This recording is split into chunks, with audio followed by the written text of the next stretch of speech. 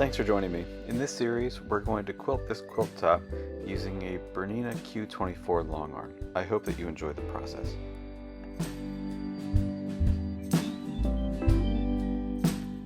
Before I start sewing, I'm going to make sure I have pins that are adjacent to the block that I'm going to work on, but not in the block, so they're not in the way of the sew head. These pins are going to keep the fabric from shifting while we sew it. Once I have the digitized pattern that I'm going to use for this block aligned in the computer, we can go ahead and start sewing out this block. The design that I'm using in this block has some nice detail to it, but it isn't too dense. Once we get a broader look at the entire quilt, you'll see that I used denser quilting designs near the corners, and then I've gradually reduced the density of the quilting designs as we move towards the center so that we can really highlight the detail in the center star. One exception to that is the custom quilting you can see in the star just above this block.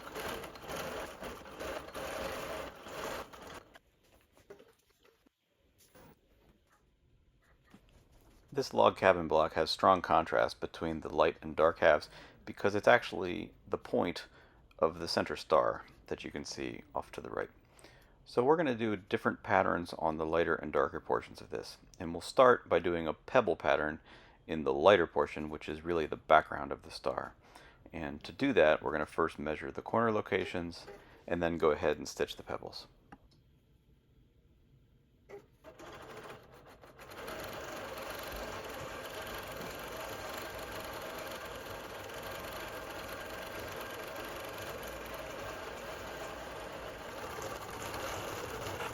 The patterns that we're going to use in this block are actually made to go in log cabin blocks.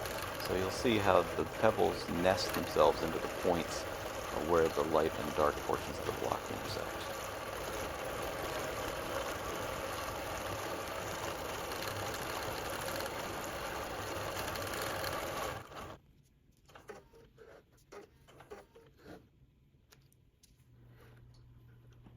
In the adjacent log cabin block, we're going to do the same design, and I've measured the corner positions so we have our design aligned correctly. So we're going to go ahead and stitch the pebbles into the background.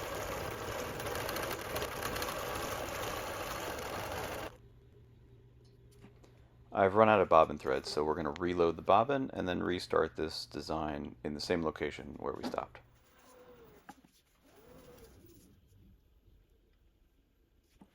The Bernina Q-matic software has a nice feature where it will restart sewing a design in the location that it stopped, or at the closest location in the design to where the sew head is.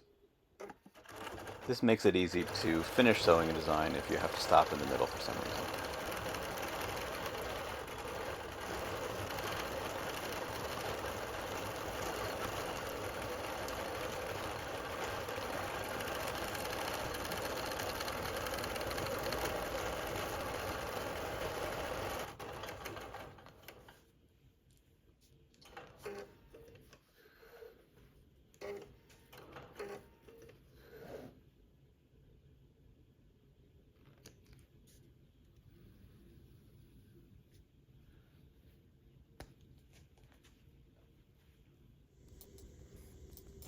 Our next block is mostly made of squares with a star in the corner, and I want to do a crosshatch design on this, so I've used the sew head to measure the exact locations of all the corners of the squares in the block, and then I'm going to use the software here to define the crosshatch lines using those points so that we can sew crosshatching that matches the block exactly.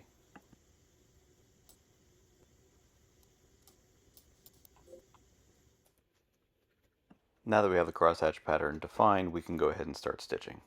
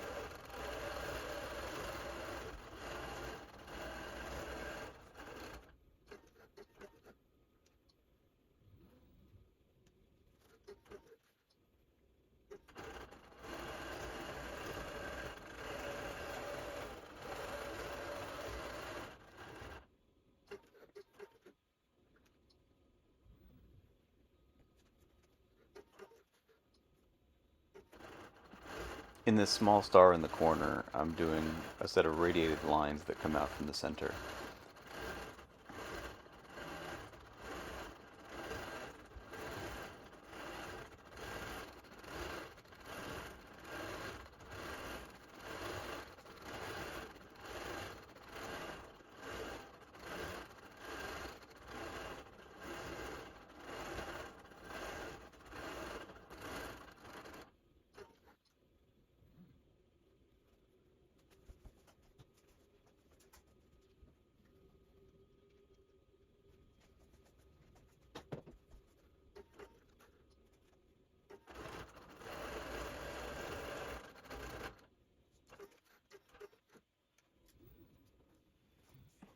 The next block we're going to sew has the same flower design that we saw earlier, so the first thing I have to do is align it in the computer and make sure it's positioned correctly.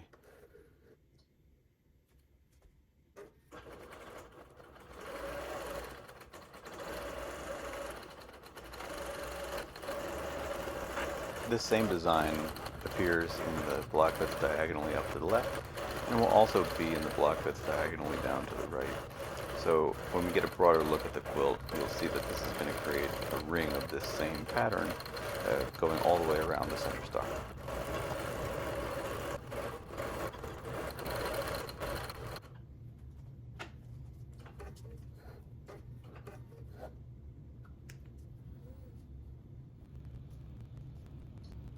This block is going to have cross-hatching just like you saw in the similar block previously. So the first thing I'm doing is measuring the locations of the corners of all the squares so we can get our lines positioned correctly.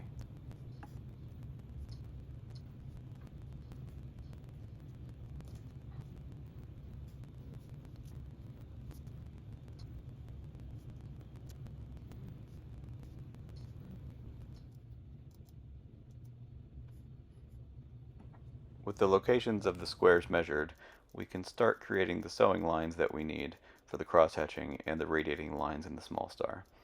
Part of what I'm doing is trying to find sewing paths that minimize the number of starts and stops.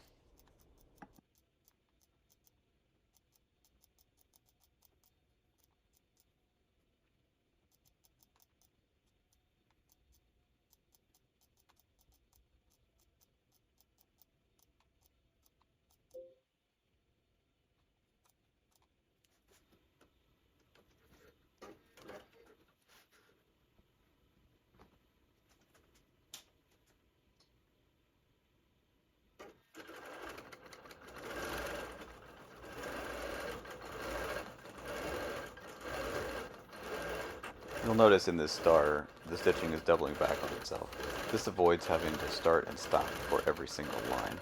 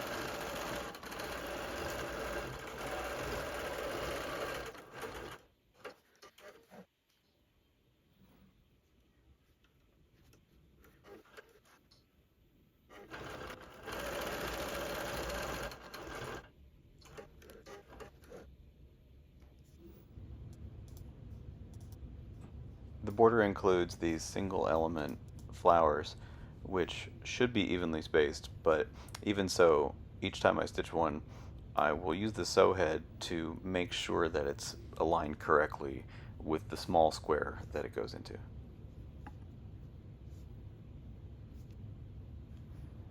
I'm stitching 6 in this set before I advance the quilt, and the last 3 need a little bit of adjustment.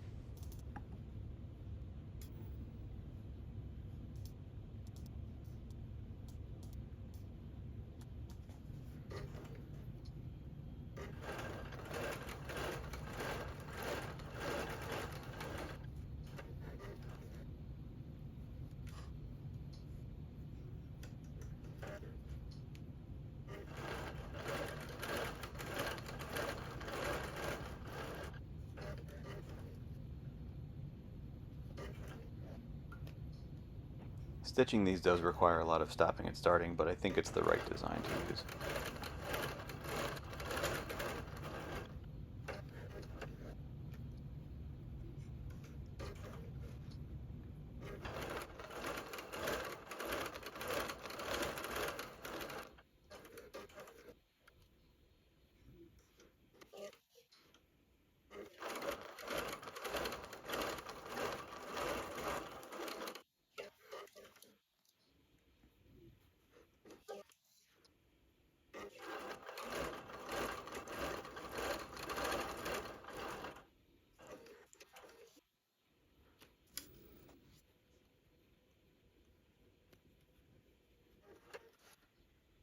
After finishing the flowers on the border at the right end of the quilt, we're now going to do the same thing on the left side.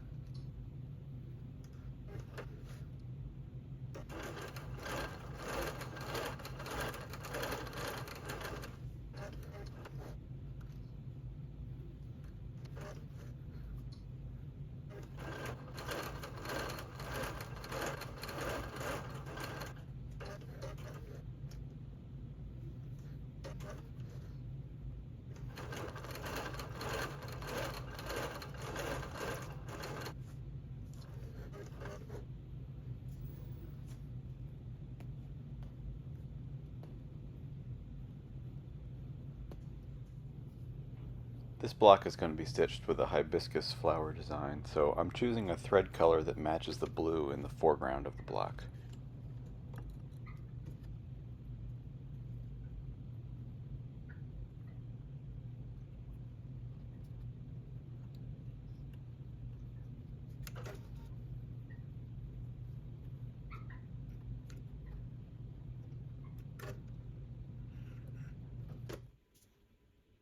I'm measuring the location of the center of the block so we can be sure to get the quilting design aligned correctly.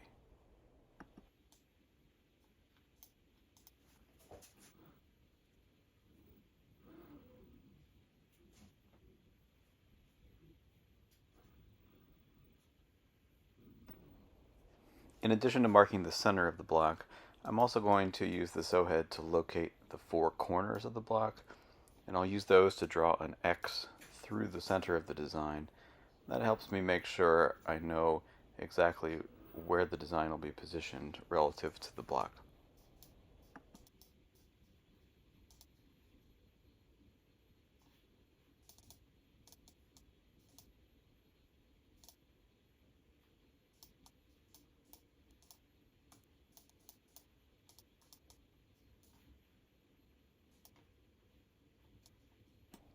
Before we stitch this block, I'm looking at the similar designs along the top of the quilt, and based on that I'm going to rotate this one 90 degrees just so that it's radially symmetric with the rest of the similar designs.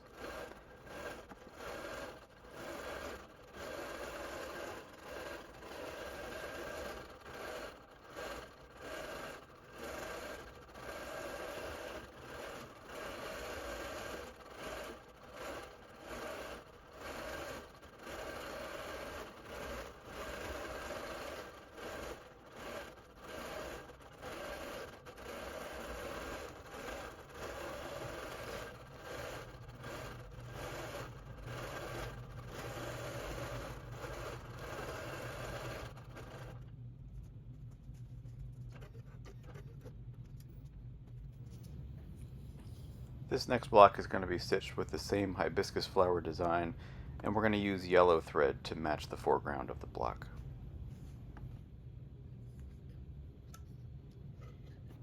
Fortunately, it's relatively easy to thread this machine, so changing colors is no big deal.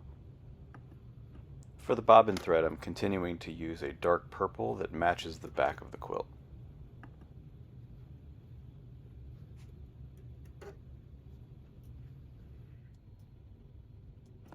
Just like the last block, I'm going to rotate this one 90 degrees so it's radially symmetric, and then I'm going to use the sew head to locate the corners of the block exactly, so that way we can position the quilting design in the center of the block.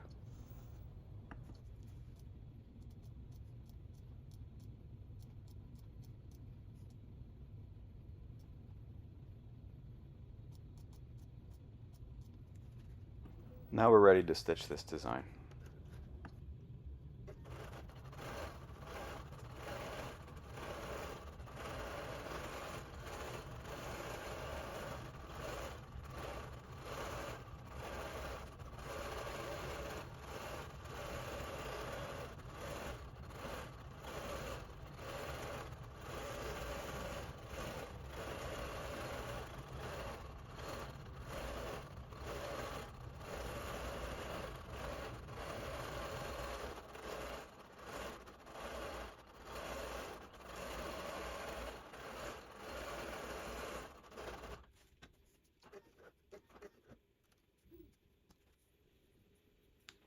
Next, we're going to come back to the log cabin blocks with the pebbles, and we're going to look at some different thread colors that could work on the darker portion. I want something that will be visible but mostly blend in.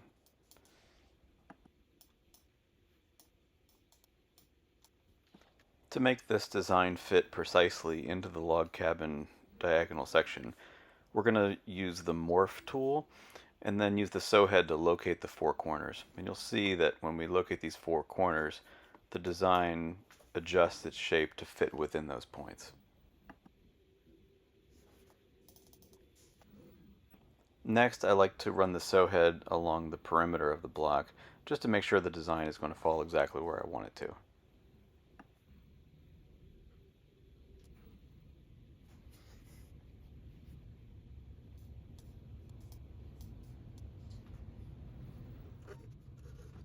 Once the design is positioned correctly, we're ready to stitch out the block.